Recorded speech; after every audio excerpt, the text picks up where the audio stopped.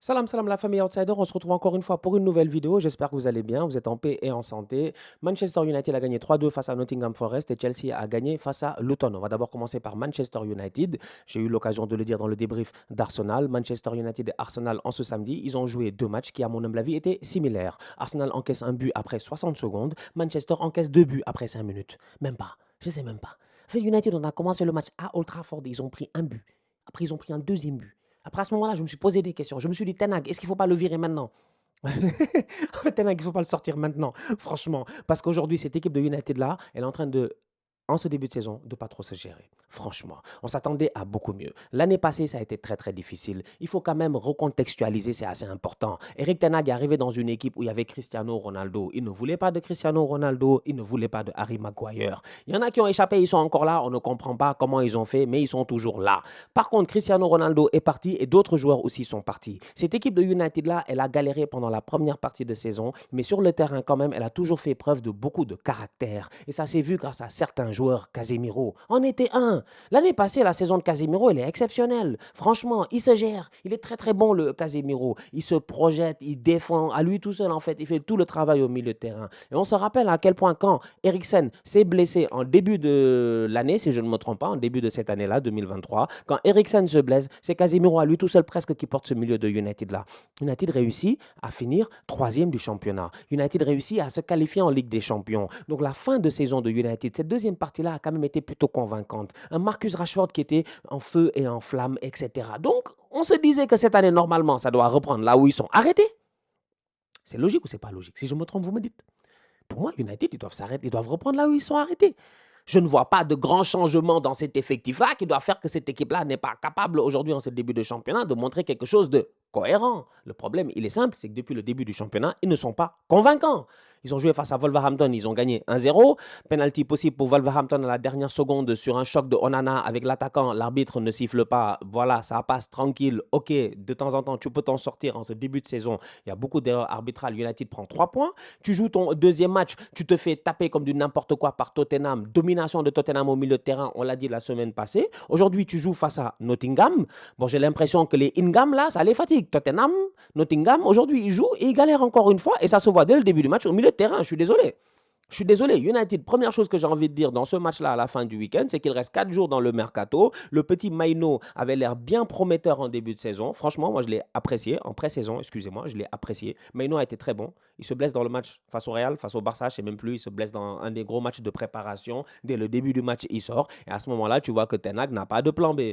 Si son plan A, c'était un petit de 17 ans, 18 ans, son plan B commence à m'inquiéter. Parce qu'aujourd'hui, je suis désolé, United ne peut pas partir toute la saison avec ça, avec Scott McTominay, machin, tout ça, etc. C'est pas possible. Tu as besoin d'avoir des joueurs confirmés au milieu de terrain, des gars qui soient capables de t'amener quelque chose de plus, des gars qui soient capables d'amener beaucoup plus d'assurance. Parce que cette équipe de United là, quand elle encaisse ses deux premiers buts là face à Nottingham, la première chose que tu as envie de te dire, c'est on dirait qu'ils sont pas en confiance. On dirait qu'ils sont pas en confiance. Ils sont chez eux, à domicile. De où est-ce que sur un corner, tu as un contre comme ça?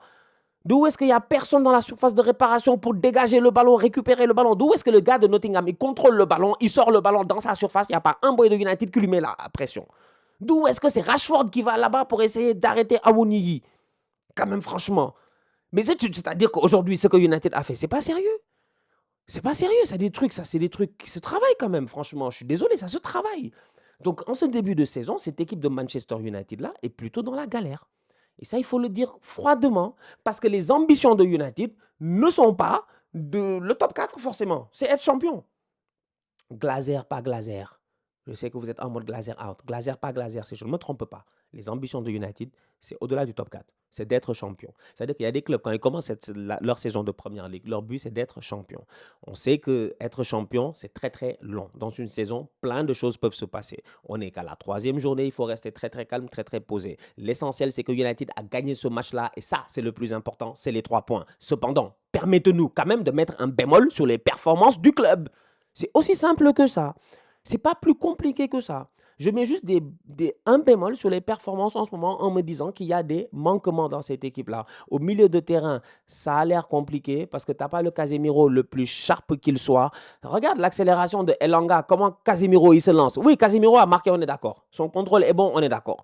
Projetation, machin, il pénètre et tout, on est d'accord. Il l'a fait la saison passée, il a mis ce genre de but-là la saison passée, on était là. Donc du coup, pour moi, ça, c'est un non-événement, c'est un acquis, c'est très bien, bravo. Mais après, défensivement parlant, d'où est-ce qu'il y a certains espaces, d'où est-ce qu'à 10 contre 11, cette équipe de Nottingham Forest-là, tu sens qu'ils peuvent marquer à tout moment.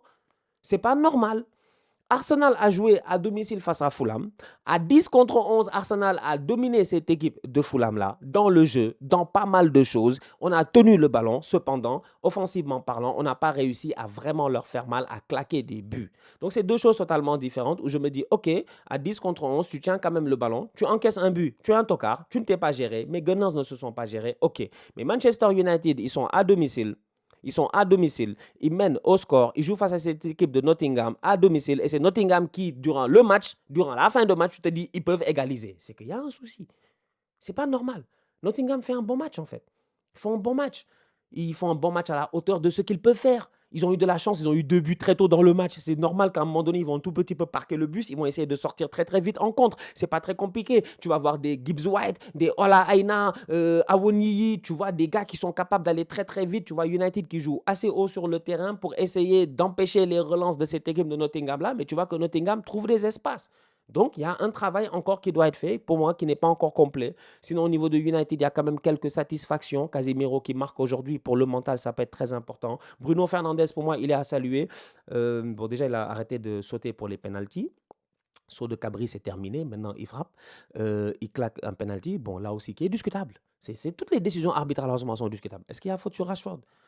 Ouais, moi, je suis d'accord que Saka a fait faute. Je suis d'accord, Saka a fait faute. Mais est-ce qu'il y a faute sur Rashford? Le frérot, il a mis le pied, il a enlevé le pied. Genre, il a même pas touché avec le pied. Genre, s'il l'a touché, c'est le haut du genou qui a touché le haut du genou, je pense, de Rashford. Mais bref, il y a le penalty. C'est bien marqué de la part de Bruno Fernandes. Nottingham peut être fâché. Mais Bruno Fernandes, pour moi, âme de leader. On peut l'aimer ou ne pas l'aimer. Je pense qu'il y a certains gens, son caractère, ils n'aiment pas. Bruno, des fois, il chiale trop. En fait, il chiale trop. Il va trop voir l'arbitre, il chiale trop, machin, tout ça, etc. Il est fatigant. De temps en temps, il se fâche contre ses coéquipiers aussi. Mais aujourd'hui, franchement, il a fait un gros match. À domicile, mené 2-0. Il a fallu ressoulever cette équipe-là. Tu le vois plusieurs fois, des doubles tacles. À un moment donné, il fait double, triple tacle, même triple récupération de balle. Pas, il relance et tout. Il se donne, il est à terre. Franchement, un Bruno actif. Donc, ça a dû motiver les gars. Marcus Rashford fait un match, à mon avis, relativement correct. Je ne sais toujours pas, Rashford, il joue. Bon, Rashford, on sait que c'est un ailier, mais peut-il jouer en pointe? Je ne sais pas. De temps en temps, tu le fais tu le fais jouer en pointe, il est pertinent.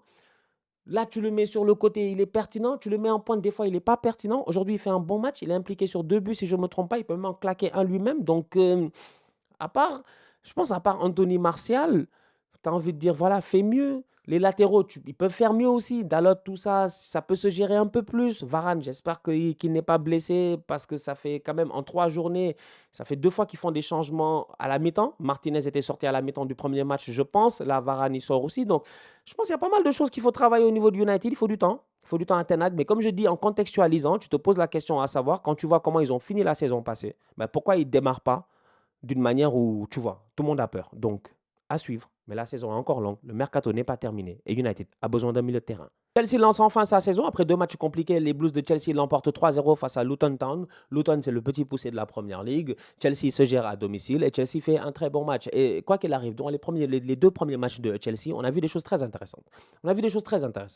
Plusieurs fois, on s'est dit ici que Pochettino is cooking. Il est en train de cuisiner quelque chose. Maintenant, la question, c'est de savoir est-ce que la recette, elle est bonne. Ça, on le saura un peu plus tard durant la saison. Mais pour le moment, on voit que les ingrédients sont cohérents. La recette est-elle bonne? Je ne sais pas. Mais les ingrédients, ils sont cohérents. C'est là où Chelsea, hier, ils ont été impressionnants. J'ai eu l'occasion d'en parler avec Willow à un moment donné. Tout se joue avec Raheem Sterling. Sterling peut-il se gérer? Oui, il peut se gérer. Aujourd'hui, sincèrement, il est bon. En ce début de saison, tu vois le Sterling que tu voulais voir. Le Sterling de Manchester City. Le Sterling qui attaque. Le Sterling qui percute. Le Sterling qui a l'explosivité. C'est-à-dire qu'il y a des joueurs, c'est des dribbleurs, mais ils ne sont pas forcément explosifs. Sterling, il est explosif. C'est-à-dire que lui, il arrive, il fait piou, il part. Il est parti rapidement. Il l'a fait plusieurs fois. Tata, il a poussé le ballon 2 fois, il est dans la surface. Tu le touches, il y a penalty. Raheem Sterling.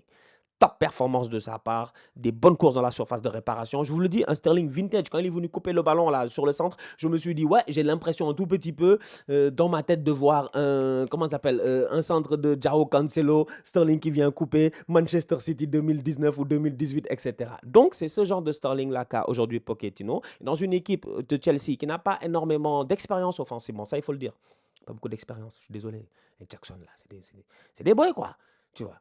Tout ça, c'est des boys. C'est des boys, même les Chukwuemeka, tout ça, avant leur blessure, c'est des boys. C'est des jeunes. C'est tout ça, c'est des jeunes. Sterling, il a gagné le championnat plusieurs fois. Il a cette expérience-là. Il sait comment ça fonctionne. C'est un titulaire en équipe nationale. En tout cas, il l'était jusqu'à très, très récemment. Donc, du coup, si tu regardes ça, tu as envie de te dire que ouais, c'est important et c'est bien que Sterling montre l'exemple. Hier, top performance de sa part face à Luton. Tu me diras que c'est Luton. C'est une équipe qui n'est pas très forte en ce début de saison. Défensivement, ça bétonne. Chelsea a quand même réussi à trouver des espaces et à les fatiguer, donc bravo à eux. Doublé de sa part, il n'y a absolument rien à dire, à part j'espère que ça va continuer. Maintenant, Nicolas Jackson, c'est bien. Pochettino avait dit que Jackson va marquer. Pochettino a dit Jackson va marquer. Il a dit à un moment donné, Jackson va claquer un but. Il a dit à un moment donné, il n'y a pas de truc, la machine va partir. Eh bien, elle est partie et j'espère qu'elle ne s'arrêtera plus. Nicolas Jackson, encore une fois, on le voit dans ce match-là, les courses, la percussion. Franchement, des appels de balles tranchants. C'est-à-dire que Sterling est explosif, Jackson est tranchant. Quand tu regardes cette équipe de Chelsea-là, tu te dis, en fait, ça, c'est une équipe qui, s'ils n'ont pas des blessés, s'il y avait encore Christopher Nkunku, si Mudryk qui réussissait à se gérer un tout petit peu, je suis convaincu qu'elle ferait du mal cette saison. Et je suis convaincu que cette saison, elle va faire du mal. Maintenant, c'est une question de savoir, est-ce que les boys peuvent tenir le rythme? Est-ce que ces boys de Chelsea-là sont capables de tenir le rythme pendant 38 matchs de championnat, sachant en plus de cela qu'ils n'ont pas de Coupe d'Europe? À mon humble avis, je pense qu'ils peuvent le faire. Gallagher a été bon, Enzo Fernandez a été bon, Malo Gusto qui remplace Reece James. Tu as perdu Reece James, c'est ton capitaine, c'est un des meilleurs joueurs de l'effectif. Si ce n'est pas le meilleur joueur, un centreur hors pair, tu perds Reece James, mais tu as Malo Gusto qui délivre 2 passes décisives et qui est dangereux, qui est très dangereux sur le côté, qui était à Lyon. On n'était pas très sûr. Il y a eu des matchs de Malo Gusto à Lyon qui avaient été quand même plutôt compliqués. Cependant, j'imagine qu'au niveau de Chelsea, ils ont vu quelque chose qui les a convaincus. Ils ont fait un achat très très tôt. Le boy, il est arrivé. Il y a blessure de Reece James. On lui donne sa chance en Première Ligue et il performe. Donc franchement, moi je vois que des choses positives en fait dans cette équipe de Chelsea là, dans cette victoire 3-0 face à Luton Town. Certes, c'était Luton Town, mais quand même, c'est une belle victoire. C'est une victoire où tu vois un Caicedo qui se remet un tout petit peu de ce qui s'est passé la semaine passée. Un penalty donné. Il n'a pas eu de chance pour ses débuts. Là, le match était beaucoup plus correct, même si tu sais que Caicedo peut faire beaucoup mieux. Je pense que même il ne l'utilise pas encore à plein escient, mais il va falloir qu'il réussisse à bien s'intégrer dans cette équipe-là. Thiago Silva, tranquille, rassurant, comme d'habitude. Le petit Colwill, il enchaîne ces matchs-là lui aussi. Franchement, il n'y a pas grand-chose à dire quand tu portes le numéro 26 comme John Terry. Le numéro qu'a pris Kalidou Koulibaly, ça ne lui a pas porté de chance. On espère que Colwill, ça va lui porter de la chance, qu'il va être capable de tenir. Il fait partie de ces jeunes joueurs-là qui ont en plus de ça été champions cet été avec l'Angleterre. Disasi continue. Sincèrement, moi j'ai vu une belle équipe de Chelsea, bien cohérente, un beau football, tranchant, rapide, vif. Ça claque des buts. Sterling, Jackson, voilà. Il faut juste espérer de leur côté qu'il n'y ait pas de blessés. Je pense qu'au niveau de Chelsea, tout son problème, c'est un problème de blessure parce qu'il a énormément de joueurs, mais il n'a pas forcément peut-être les joueurs qu'il veut. D'ailleurs, à ce titre, Pochettino, en conférence de presse après le match, il y a un journaliste qui lui pose la question en lui disant « Je ne vous parlerai pas de Lukaku, qui est encore sous contrat avec Chelsea. On ne sait pas, peut-être qu'il va aller à la Roma, tout ça, on nous dit, on va voir. » Il lui dit « Oui, Malang Sarr. Mais vous tous, vous avez oublié qui est Malang Sarr. Il y en a plein, ils ne savent même pas qui est Malang Sarr. Il est en Ligue 1, Malang Sarr. Il est allé à Chelsea, il a joué quelques matchs rapidement, ils l'ont envoyé en prêt. Quand on pose la question à Pochettino, il se retourne vers le gars à côté de lui, j'imagine le attaché de presse ou coordonné de truc de presse. Il regarde le gars et lui dit Malang Sarr. Il ne sait même pas c'est qui Malang Sarr. Fait Chelsea, c'est ça leur problème ces dernières années, c'est qu'ils ont acheté tellement de joueurs. Ils achètent tellement de joueurs. C'est quand même les mêmes, ils ont pris Disasi, ils ont pris, comment il s'appelle l'autre là, l'autre français l'année passée, j'ai oublié le défenseur, la centrale, il est blessé. Ah, j'ai oublié son nom, c'est pas possible. Le gaucher là, Badiachile, voilà, merci Badiachile. Ils ont, voilà, en fait, chaque saison, ils prennent plein de joueurs en fait à Chelsea, ils ont trop de joueurs. Donc le coach lui-même, il ne sait pas. Pochettino, il y a des boys, ils sont en prêt, ils reviennent, ils sont là, ils traînent dans le quartier, ils sont là, il ne les connaît pas. Donc je pense que petit à petit, il va falloir qu'il maîtrise son équipe. Et c'est ça qui va l'aider à pouvoir être performant. Et au-delà de cela, à être sûr que les gars sur qui il compte ne vont pas se blesser. Je pense que c'est ça le plus important. Il ne faut pas qu'il y ait de blessures. Il ne faut pas que les gars se blessent. Et je pense que cette équipe de Chelsea, là, à mon humble avis, peut faire une belle saison. Je l'ai dit en début de saison, j'en discutais avec un ami. Et je lui ai dit, d'ailleurs, Epta, c'était Epta qui, voilà, qui travaille sur les vlogs et tout, vous le connaissez. Et je discutais avec Epta et j'ai dit à Epta, moi, je pense que vraiment, il y a moyen. Pour moi, Chelsea, ils font top 4. La saison est très longue. Mais à un moment donné, Pochettino, s'il prend le rythme de croisière, il n'a pas de blessés, il n'a pas grand-chose à jouer. Franchement, il est capable de le faire. Je dis, moi, je vois une belle équipe. Je vois vraiment une belle équipe, plein de jeunesse, très naïf des fois, mais avec quand même des points stratégiques d'expérience. Thiago Silva, Sterling, machin. Il y a moyen de faire quelque chose d'intéressant. On va voir ce que ça va donner. Mais belle victoire 3-0 de Chelsea face à Luton Town. À prendre. Bien joué. La famille, on se capte très bientôt pour une nouvelle vidéo. D'ici là, on continue à liker, on continue à partager, on s'abonne. On est ensemble, on reste en santé, c'est le plus important. Tous outsiders.